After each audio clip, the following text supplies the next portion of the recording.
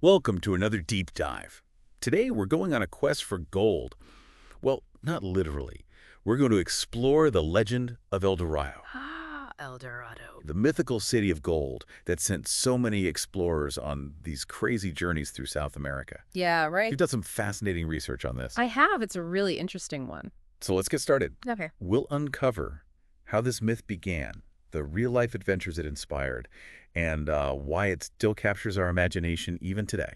It's really quite remarkable how a legend like this, rooted in indigenous traditions, could captivate the world for centuries. Hmm. And we're going to separate fact from fiction. We'll look at the history and try and understand why this idea of El Dorado is still so powerful today. All right, let's unpack this. It looks like our research points to the Huisca people of Colombia Yeah. as kind of the origin of this whole legend. Yeah. They had these elaborate ceremonies involving gold dust and a sacred lake, Lake Guatavita.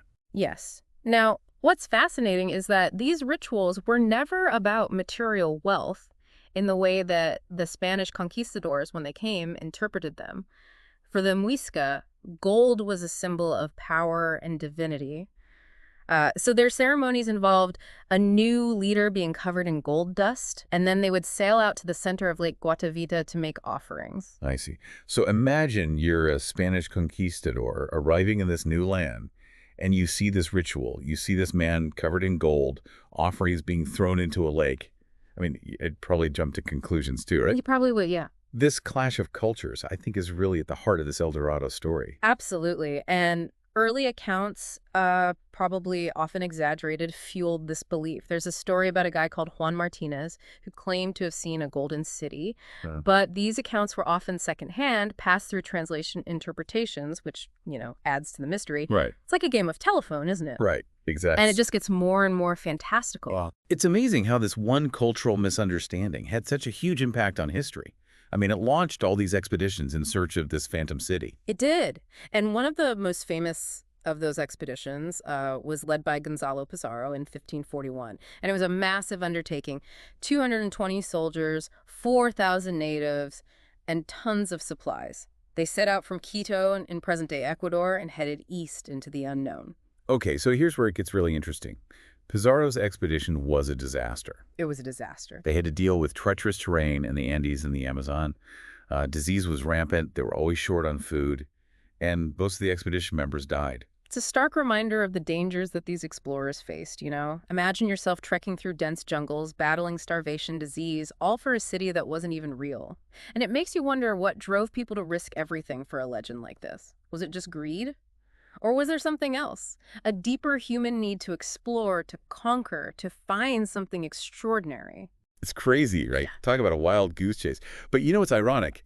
Even though they didn't find El Dorado, Pizarro's expedition actually led to a major geographical discovery. Yeah. You're talking about Francisco de Orellana, I am, yeah. one of Pizarro's lieutenants. He and a small group ended up navigating the entire length of the Amazon River, the first Europeans to do so. The first Europeans to do so, which is incredible. They traveled thousands of miles and charted this whole new waterway. It's amazing. That's incredible. They were searching for a city of gold and stumbled upon a natural wonder of incredible value. They did. It just goes to show that sometimes even the most fantastical dreams can lead to unexpected and groundbreaking discoveries. And it tells us that El Dorado wasn't just about riches. It represented the unexplored, the allure of the unknown, and the potential for finding something truly amazing. And this lure wasn't limited to just the Spanish, was it? The legend of El Dorado spread across Europe, captured the imaginations of other explorers as well. It did, yeah. One famous example is Sir Walter Raleigh, the English explorer. Oh, Decades after Pizarro's failed expedition, Raleigh led 2 expeditions to South America, both fueled by this myth of El Dorado. yeah. So even with all the evidence suggesting it was just a myth, people were still captivated by this idea. What was it about Raleigh's expeditions that made them stand out? Well, for one, they demonstrate the lasting power of the El Dorado myth. Raleigh's first expedition in 1595 took him through the Orinoco River in what's now Venezuela. He didn't find El Dorado, of course. But he wrote these really vivid accounts of his experiences, which further fueled the legend. And his second expedition was even more dramatic, wasn't it? Tragically so. Yeah. Raleigh set out again in 1617. But this expedition was riddled with hardships. His son was killed in a clash with the Spanish, and Raleigh returned to England in disgrace. He was eventually executed. A sad ending for a man driven by the allure of El Dorado. Yeah. A reminder that the quest for El Dorado, though fueled by dreams of wealth and glory, often ended in tragedy and disappointment.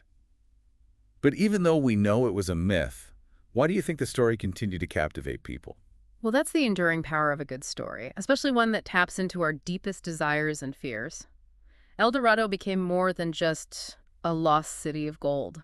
It evolved into a symbol representing the unattainable, the relentless pursuit of wealth and power, and the human fascination with the unknown. And that symbol has resonated throughout history. We see it in art, in literature, and even film. We do. The movie Aguirre, The Wrath of God is a great example, isn't it? It is, absolutely. That film brilliantly portrays the obsession and the madness that can grip those who chase such elusive dreams.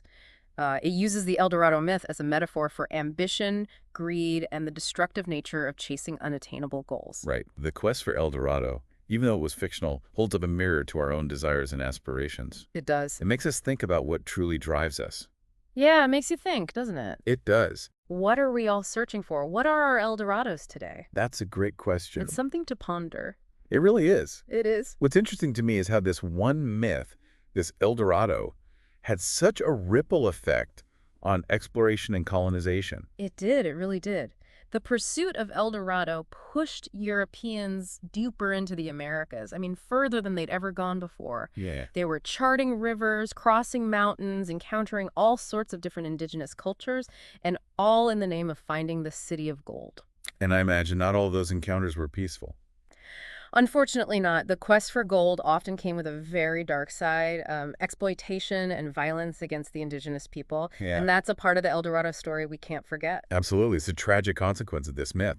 But didn't these expeditions also result in some major advancements in, what Europeans knew about the geography of South America? Like the Amazon River, for instance, was practically unknown to them before Oriana's journey. You're absolutely right. The irony is that the pursuit of this myth kind of unveiled the true riches of South America, its natural resources, its diverse cultures. But as you said, it came at a cost. It makes you wonder if this fictional city of gold ultimately revealed a continent of very real treasures. But the impact of the myth went far beyond just maps and gold, didn't it? It seems like it really seeped into our collective imagination and shaped how we view ambition, wealth, and the pursuit of the unknown. It did, absolutely. Think about all the books, paintings, and films that have been inspired by this myth. They explore themes of greed, ambition, and the dangers of obsession. What are some that come to mind for you? Well, we mentioned the film Aguirre, The Wrath of God earlier, which I think is a pretty chilling depiction of how the search for El Dorado can drive people to madness. Yeah, it's a great example, and it serves as a cautionary tale reminding us that even the most alluring dreams can have terrible consequences. But at the same time, it also speaks to something fundamental in human nature, that desire for the unknown, that sense of adventure, and the pursuit of something bigger than ourselves. And that's what makes the El Dorado myth so powerful, right? It's not just about gold. It's a reflection of our own hopes and our dreams and sometimes our mistakes. And that's why, even though we know El Dorado was never a real place, it continues to fascinate us. It's a story that goes beyond time and culture, reminding us of the power of myths and the enduring human desire for something extraordinary. What do you think it is about the human experience that keeps us searching for that, something extraordinary? That's a great question.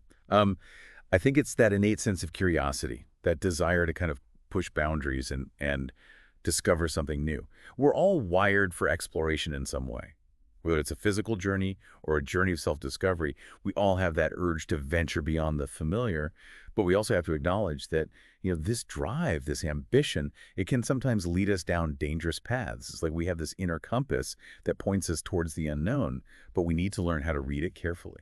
I like that analogy of the inner compass. And it's about finding that balance between following our dreams but being mindful of the potential pitfalls. Maybe that's one of the lessons we can take away from the El Dorado myth. It's a reminder to be bold in our pursuits, but also to be aware of the potential costs. What are your thoughts on that? Yeah, it is a delicate balance. And I think you're right. That's a valuable lesson we can learn from all these stories. It makes you think about your own life. What are the El Dorados you're chasing? That promotion, the perfect house. It's so easy to get caught up in the pursuit. just like those explorers. Yeah. But what if the real treasures are found not at the destination, but along the way? Exactly. The wonder of a new experience, the joy of connecting with someone, the satisfaction of working towards a meaningful goal, those are the things that are truly valuable. It's like we get so focused on finding that mythical city of gold that we miss the gems that are right there in front of us. I love that. It's like we're so busy searching for the pot of gold at the end of the rainbow that Mhm. we forget to appreciate the beauty of the rainbow itself. That's a perfect way to put it. And sometimes the greatest discoveries aren't the ones we plan for, but the ones we stumble upon when we're open to new experiences. It's about being present, engaged in the journey, not just fixated on the destination. It makes you wonder if the real legacy of El Dorado isn't about finding gold, but about the journey itself, about the things we learn, the people we meet along the way. It's a reminder that sometimes the greatest riches are the ones we can't hold in our hands. Absolutely. The El Dorado story, even though it's about a fictional place, it challenges us to think about what we value and how we define success.